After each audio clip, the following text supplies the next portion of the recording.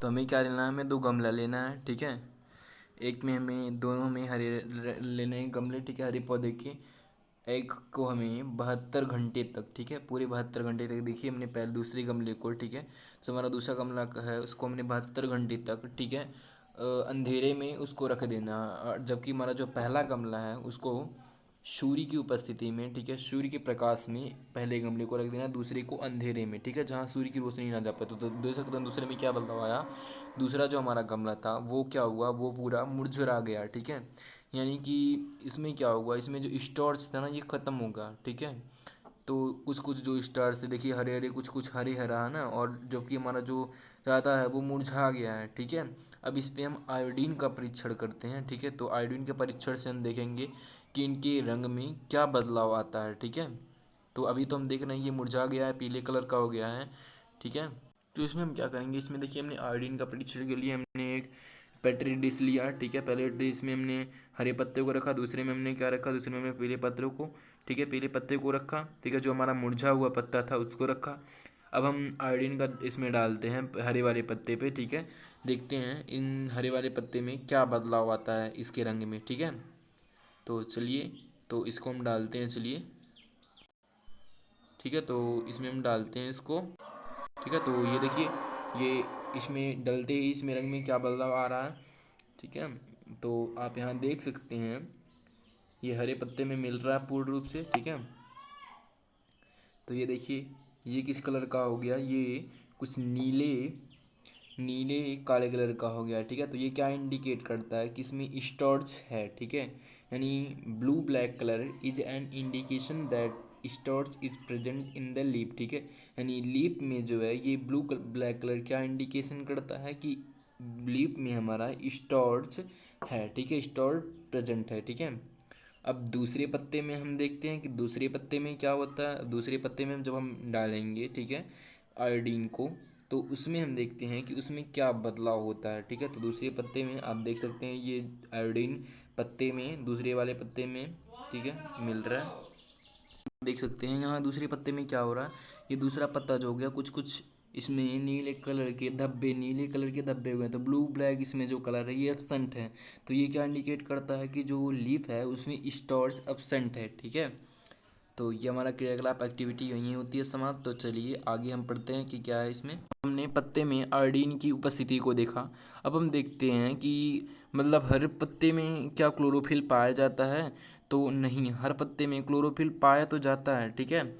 हर पत्ते जो होते हैं ये क्या, जो भी नीले पत्ते होते हैं उन्हीं में केवल क्लोरोफिल पाया जाता है, ये हमारे मन में प्रश्न उठेगा। बट हर पत्ते जो होते हैं नीले कलर के हों ऐसा नहीं कि उन्हीं में पाया जाएगा। जो हमारे अलग अलग जो रंग के वर्णक होते हैं, मतलब जो पत्ते होते हैं उनमें भी क्लोरोफिल पाया जाता है, ठीक है।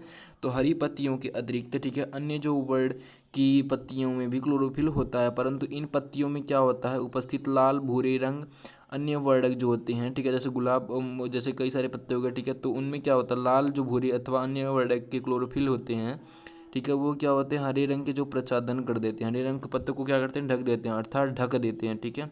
तो इन पत्तियों में भी प्रकाश संश्लेषण होता है, ठीक है। अब हमने क्या देखा है, जो गीले दीवार होते हैं या तालाब अथवा जहाँ जलाशय मतलब इकट्ठे हो जाते हैं, ठीक है, तो वहाँ क्या देखते हैं, वहाँ अवपंकी जैसे काई जैसे पादप देखते हैं आप, छोटे छोटे ऐसे छोटे छोटे वो पौधे के तरह उग जाते हैं, ठीक है। तो इन्हें क्या कहते हैं, इन्हें हम शैवाल कहते हैं, ठीक है। तो देखे होंगे ये सामान्यतः कुछ जीवों की वृद्धि के कारण होते हैं। ये क्यों होती हैं, ये कुछ जीव जो होते हैं उनकी वृद्धि के कारण होते हैं, जिन्हें क्या कहते हैं शैवाल। तो क्या आप कल्पना कर सकते हैं कि इनका रंग जो है, ठीक है, इनका रंग हरा क्यों होता है, इनमें क्लोरोफिल होता है जिसके कारण ये हरे दिखाई देते हैं, ठीक है। तो शैवाल भी क्या है, शैवाल जो है, शैवाल भी प्रकाश संश्लेषण द्वारा अपना भोजन स्वयं बनाता है, ठीक है। शैवाल जो है एक जीव है, ठीक है, वो भी प्रकाश संश्लेषण द्वारा अपना भोजन स्वयं बनाता है। तो पादपों में जो है ये कार्बोहाइड्रेट के अतिरिक्त अन्य खाद्यों का संश्लेषण कैसे होता है, ठीक है। तो देखते हैं, तो अभी हमने पढ़ा कि प्रकाश संश्लेषण जो है ये प्रक्रम है, ठीक है, जिसके द्वारा, ठीक है, पादप क्या है ये कार्बोहाइड्रेट का संश्लेषण करता है, ठीक है। अब कार्बोहाइड्रेट क्या है, ठीक है, कार्बोहाइड्रेट आपके मन में आ गया कि कार्बोहाइड्रेट क्या है। तो कार्बोहाइड्रेट, ठीक है, कार्बन एवं हाइड्रोजन एवं ऑक्सीजन से बनते हैं, ठीक है। किससे कार्बोहाइड्रेट बनता है, कार्बन हाइड्रोजन एवं ऑक्सीजन से बनता है। उनका उपयोग खाद्य के अन्य घटकों के संश्लेषण में भी किया जाता है। परंतु जो प्रोटीन है ये नाइट्रोजनी पदार्थ है। क्या है? नाइट्रोजनी पदार्थ, जिनमें क्या होता है, कार्बन, ऑक्सीजन एवं हाइड्रोजन के अतिरिक्त नाइट्रोजन भी होता है। ठीक है। पादपों को नाइट्रोजन कहाँ से प्राप्त होता है? तो अब देखते हैं। तो याद कीजिए कि वायु में क्या है, वायु में दो तरह के होते हैं, दो तरह के जो गैस होते हैं, एक नाइट्रोजन होता है, एक ऑक्सीजन होता है। ठीक है। यही वायु होते हैं ना, दोनों मिलकर बनाते हैं।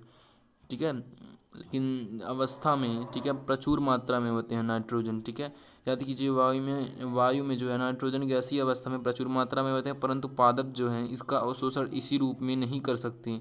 ठीक है। इस रूप में जो होते हैं ये पादप नहीं कर सकते। तो मिट्टी में, ठीक है, मिट्टी में कुछ विशेष जीवाणु होते हैं। ठीक है। जो मिट्टी होती है उसमें कुछ विशेष जीवाणु होते हैं जो गैसीय नाइट्रोजन को उपयोगी यौगिकों में परिवर्तित कर मृदा में निर्मुक्त करते हैं। ठीक है। यानी जो मिट्टी है उसमें क्या होता है, कई विशेष प्रकार के जीवाणु होते हैं। ठीक है। जो कि नाइट्रोजन को क्या करते हैं, उसके यौगिकों में परिवर्तित कर देते हैं। ठीक है। जिससे कि मृदा निर्मुक्त हो जाता है। ठीक है। यह क्या होता है, यह विलय पदार्थ, ठीक है, यह विलेय पदार्थ क्या होता है कि पादपों द्वारा जल के साथ अवशोषित कर लिए जाते हैं। संभवतः आपने देखा है कि किसान जो है अपने खेतों में उर्वरक तथा खाद डालते हैं। तो हमने देखा है जो किसान है, ठीक है, गांव में आप देखते होंगे कि आपके भी खेत होंगे। ठीक है। तो खेतों में क्या पड़ता है, खाद पड़ता है ना, उर्वरक पड़ता है, खाद पड़ता है। ठीक है। तो ये क्यों डाले जाते हैं? तो संभवतः आपने देखा है कि किसान जो है अपने खेतों में उर्वरक एवं खाद डालते हैं तो जिनमें क्या है, जिनमें नाइट्रोजनी पदार्थों की प्रचुर मात्रा होती है। क्या होती है? नाइट्रोजनी पदार्थ होते हैं, उनकी प्रचुर मात्रा होती है। तो इस प्रकार अन्य संगठनों के साथ पादपों की नाइट्रोजन की मांग की आपूर्ति हो जाती है। इसके पश्चात पादप जो होते हैं ये खाद के अन्य संगठन जैसे कि प्रोटीन एवं वसा का भी संश्लेषण करते हैं। यानी कि कुछ जो पौधे होते हैं, ये हमें बताना चाह रहा है कि जो कुछ पौधे होते हैं ये जंतुओं एवं मनुष्यों की तरह वो भी जो पोषक तत्व जैसे कि कार्बोहाइड्रेट, प्रोटीन, वसा, खनिज लवण, ठीक है, इनका भी संश्लेषण करते हैं। ठीक है। उसके बाद हमें अब क्या दिया है आगे हेडिंग में, पादपों में पोषण की अन्य विधियाँ। ठीक है। कि अन्य विधियाँ क्या हैं पादपों में? तो कुछ पौधे होते हैं, पादप होते हैं, ऐसे भी हैं जिनमें क्लोरोफिल नहीं पाया जाता। अब देखते हैं, अभी हमने देखा कि जिन पौधों में क्लोरोफिल पाया जाता है वो भोजन कैसे अपना संश्लेषित करते हैं। अब हम देखेंगे कि जो जो कुछ पौधे जो हैं वो उनमें क्लोरोफिल होता ही नहीं है, तो वो अपना भोजन कैसे संश्लेषित करते हैं? तो चलिए देखते हैं। वे भोजन संश्लेषित नहीं कर सकते हैं। वे क्या करते हैं, वे कैसे जीवित रहते हैं? तो कैसे?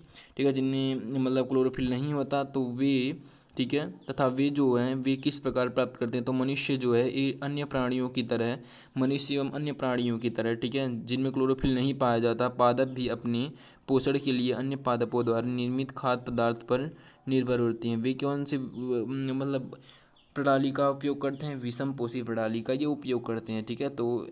तो हमने देखा कि क्या आपने एक वृक्ष के तने एवं शाखाओं से लिपटी रस्सीनुमा पीले रंग की संरचना देखी है? तो आप ये पौधे अमर बेल, ठीक है, ये गांव में अक्सर देखा जाता है।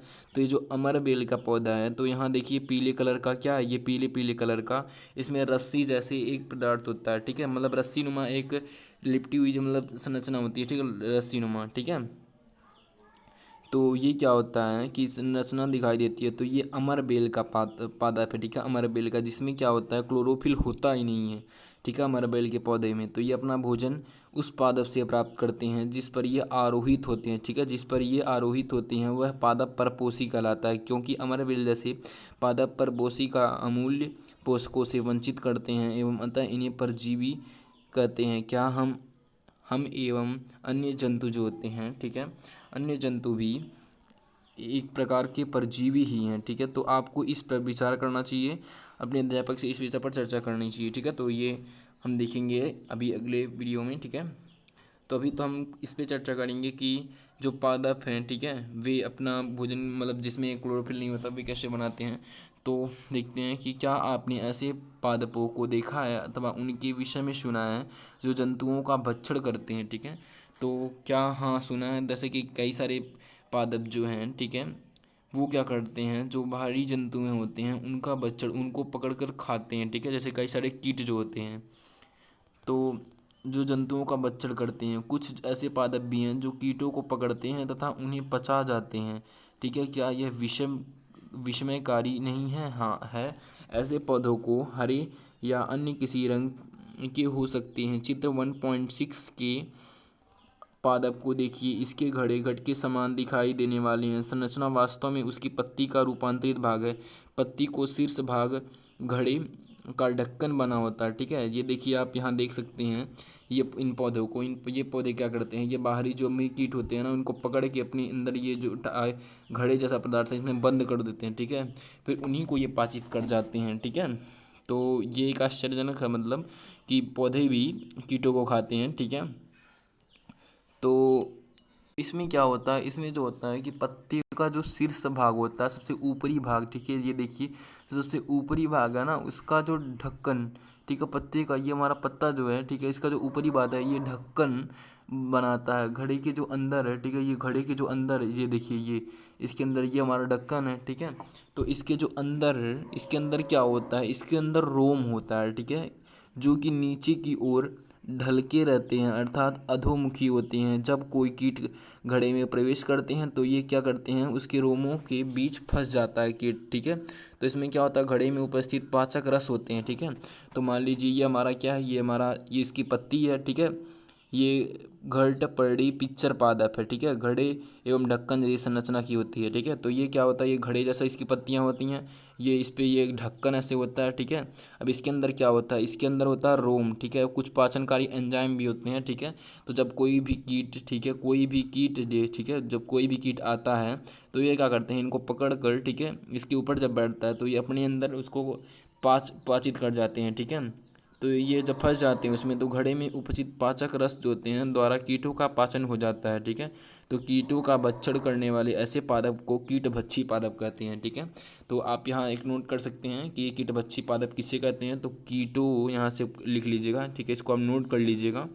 तो कीटों, ठीक है, यहाँ से कीटों का भक्षण करने वाले ऐसे पादप को कीटभक्षी कहते हैं, यानी कीटों को भक्षण करने वाले पौधों को कीटभक्षी पादप कहते हैं। ठीक है, उसके बाद है कि वीनस फ्लाई ट्रैप तथा सन ट्यूब कीटभक्षी पादपों के दो अन्य उदाहरण हैं, इनके बारे में जानकारी प्राप्त कीजिए। ठीक है, तो ये एक प्रकार का पौधा है। ठीक है, वीनस फ्लाई एंड ट्रैप तथा सनड्यू कीटभक्षी पादपों के दो उदाहरण हैं। ठीक है, तो क्या यह संभव है कि इस प्रकार के पादपों से मृदा से भी वे सभी पोषक नहीं मिल पाते जिन्हें उन्हें आवश्यकता होती है? तो चलिए देखते हैं। अब हम देखते हैं कि मृत जीवी, ठीक है, तो अब हम देखेंगे कि मृत जीवी, ठीक है, तो मृत जीवी के पढ़ने वाले हैं। तो आपने बाजरे में छात्रक मशरूम, ठीक है, बाजरे या मशरूम बिकते देखे होंगे। ठीक है, तो आप देखे हैं बाजार में, ठीक है, सफ़ेद सफ़ेद कलर की होती हैं मशरूम या बाजरे। ठीक है, तो ये क्या होते हैं कि वर्षा के दिनों में वृक्षों की सड़ी गली टूटी टहनियाँ अथवा तनों एवं छालों पर छत्ते के समान संरचनाओं के गुच्छे भी आपने देखे होंगे। ठीक है, जिसे कुकुरमुत्ता वैसे बोलते हैं गाँव में।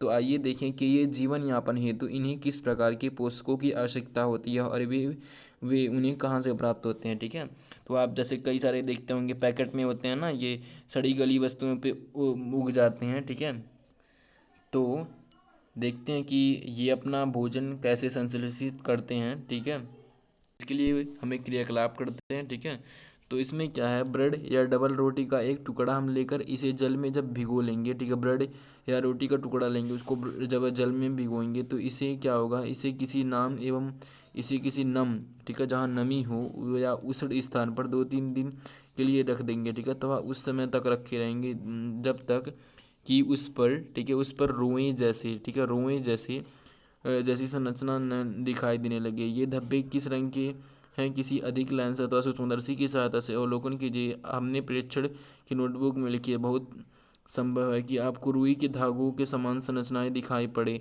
यह जो जीव हैं, तो आप कोई भी मतलब लेंगे, ठीक है, या ब्रेड ले लेंगे, या आप ले लेंगे कि आप कोई भी मशरूम ले लेंगे, तो उसको जब पानी में ऊपर के आप कहीं भी किसी नमी वाले स्थान पर रखेंगे तो उस पर देखेंगे आप एक मतलब रोएं जैसी संरचना समझ जाती हैं। तो ये क्या कहलाता है, ये जीव जो होते हैं ये कवक या फंजाई कहलाते हैं। ठीक है, जो रोएं जैसी उनमें संरचना हो जाती है, ये एक जीव हैं। ठीक है, जिन्हें फंजाई या कवक कहते हैं। ठीक है, तो इनकी क्या होती है, इनकी पोषक प्रणाली अथवा पोषण विधि भिन्न प्रकार की होती है। ये मृत एवं विघटनकारी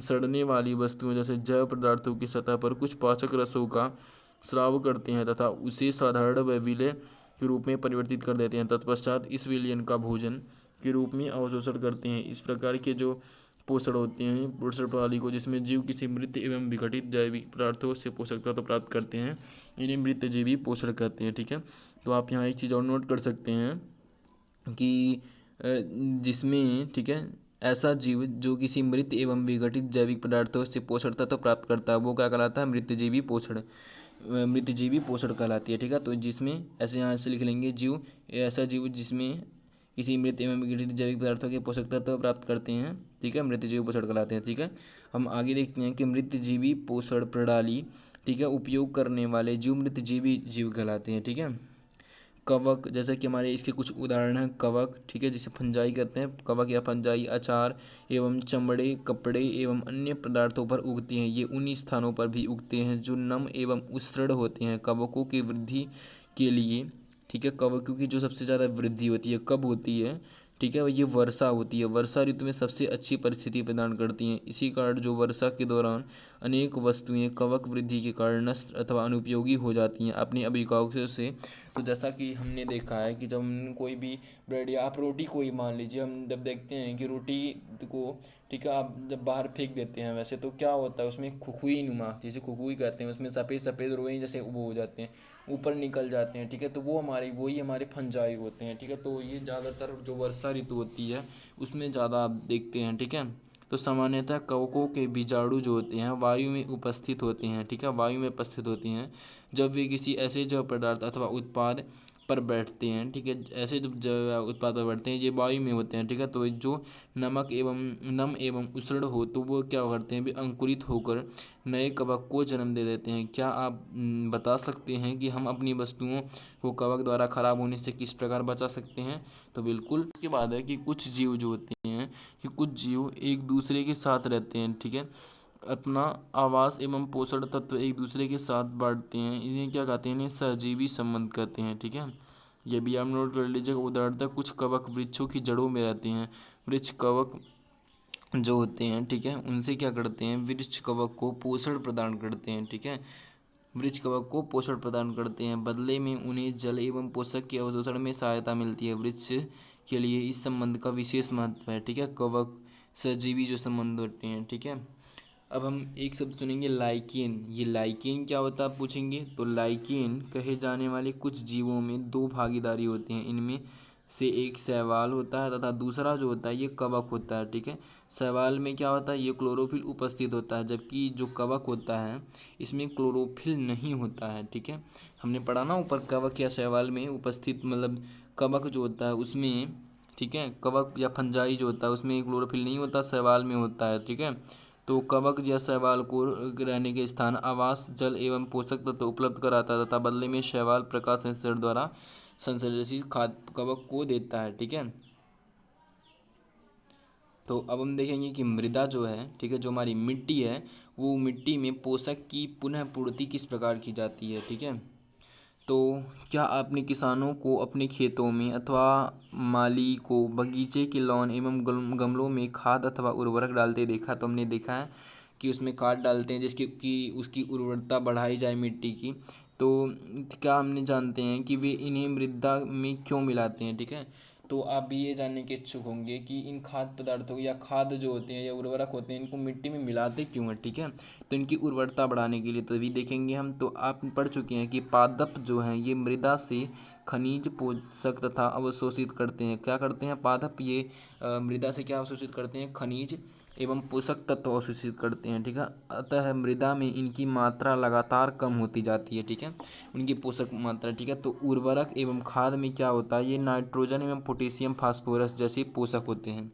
ठीक है, जिन्हें पौधों की ज़रूरत होती है। नाइट्रोजन जैसे पोटेशियम एवं फास्फोरस उर्वरक में होते हैं, जैसे पोटास हो गया या हमारी यूरिया हो गया, जिसमें ये सारे कई पोषक पदार्थ होते हैं ना, जिन्हें मिट्टी में मिलाने से क्या होती है, उनकी उर्वरता की पूर्ति की जा सकती है। ठीक है, जो उनकी पूर्ति की जा सकती है। तो पादपों द्वारा लगातार उपयोग किए जाने के कारण जो मृदा है उनमें उनकी मात्रा धीरे धीरे कम होती जाती है। इसलिए क्या होता है, मृदा को इन पोषक तत्वों से समृद्ध करने के लिए भूमि में क्या होता है कि उर्वरक तथा खाद मिलाने की आवश्यकता होती है। ठीक है, यदि हम क्या करें, यदि हम पादप में, ठीक है, पादप में के पोषण के आवश्यक के बारे में ज्ञान हो तो हम न केवल पादपों को उगा सकते हैं बल्कि उन्हें स्वस्थ भी रख सकते हैं, ठीक है, पौधों को। अगर हम उनके बारे में जाना तो पादपों को प्रोटीन बनाने के लिए, ठीक है, प्रोटीन युक्त बनाने के लिए सामान्यतः नाइट्रोजन की अधिक आवश्यकता होती है, ठीक है, उसको प्रोटीन युक्त बनाने के लिए, ठीक है, क्योंकि जो प्रोटीन है, ठीक है, प्रोटीन है किसी से बनाता है, ठीक है, इन्हीं चीज़ से, जैसे कि हमारा वो हमारा कार्बन डाइऑक्साइड, ठीक है, कार्बन हो गया, ऑक्सीजन हो गया, हाइड्रोजन हो गया और ये नाइट्रोजन हो गया, इन्हीं से बनता है ना हमारा प्रोटीन। तो फसल कटाई के बाद जो मृदा होती है, मृदा में नाइट्रोजन की कमी हो जाती है। यद्यपि वायु में नाइट्रोजन गैस प्रचुर मात्रा में उपलब्ध होती है, परंतु जो पादप होते हैं इसका उपयोग उस प्रकार करने में असमर्थ होते हैं जैसे वे कार्बन डाइऑक्साइड का उपयोग करते हैं। पौधे जो हैं ये नाइट्रोजन को विलय के रूप में ही अवशोषित कर सकते हैं, ठीक है, यानी कि विलय के रूप में ही वो अवशोषित कर सकते हैं, ठीक है, नाइट्रोजन को, ठीक है। कुछ जीवाणु जैसे राइजोबियम, ठीक है, राइजोबियम जो है ये राइजोबियम कहलाते हैं, जैसे वायुमंडलीय नाइट्रोजन को विलय पदार्थ में परिवर्तित कर देते हैं, ठीक है, राइजोबियम ये कुछ जीवाणु हैं, ठीक है, जो क्या करते हैं, ठीक है, वायुमंडलीय नाइट्रोजन को विलय पदार्थ में परिवर्तित कर देते हैं। परंतु जो राइजोबियम है अपना भोजन स्वयं नहीं बना सकते हैं। ये चना, मटर, मूंग, सेम, ठीक है, ये कुछ हमारे फसल हैं तथा अन्य फलीदार पादपों की जड़ों में रहते हैं तथा उन्हें नाइट्रोजन की आपूर्ति करते हैं। अधिकतर जो दालें हैं ये फलीदार पादप से प्राप्त होती हैं। इसके बदले में पादप जो है ये राइजोबियम है, इनके जीवाणुओं को आवास एवं खाद्य पदार्थ प्रदान करते हैं, अतः उनमें सहजीवी संबंध होता है। इस संबंध का किसानों के लिए विशेष महत्व है। जैसे कि दाल की फसलों के लिए उन्हें मृदा में नाइट्रोजनी उर्वरक देने की आवश्यकता पड़ती है, ठीक है, नाइट्रोजनी उर्वरक जानते हैं ना। तो यही नहीं, दाल की जो फसल है उगाने के बाद अगली फसल के लिए भी सामान्यतः उर्वरकों की आवश्यकता नहीं रहती। इस अध्याय में इस अध्याय में हमने क्या क्या पढ़ा, तो इसमें हमने पढ़ा कि अधिकतर जो पादप हैं ये स्वपोषी हैं, ठीक है, जो कि स्वयं अपना भोजन बनाते हैं, ठीक है, ये किसी अन्य पौधों या किसी अन्य कारक पर निर्भर नहीं रहते हैं। तो बहुत कम ही जो पादप हैं ये अन्य पोषण प्रणाली अपनाते हैं, जैसे कि परजीवी एवं मृतजीवी। परजीवी एवं मृतजीवी दूसरे पौधों से प्राप्त होते हैं। सभी जो प्राणी हैं भोजन के लिए पादप तथा अन्य प्राणियों पर निर्भर होते हैं। उन्हें क्या कहते हैं, उन्हें विषम पोषी में समूहित किया जाता है। क्या आप कह सकते हैं कि कीटभक्षी पौधे भी आंशिक विषम पोषी हैं, ठीक है। तो ये हमारा जो चैप्टर है यही समाप्त होता है, ठीक है। तो अगली वीडियो में हम अगले चैप्टर में हम पढ़ेंगे कि जंतुओं में पोषण कैसे होता है, ठीक है। तो इसकी क्वेश्चन आंसर अभी हम इसको करेंगे अगली वीडियो में। So thank you watching this video.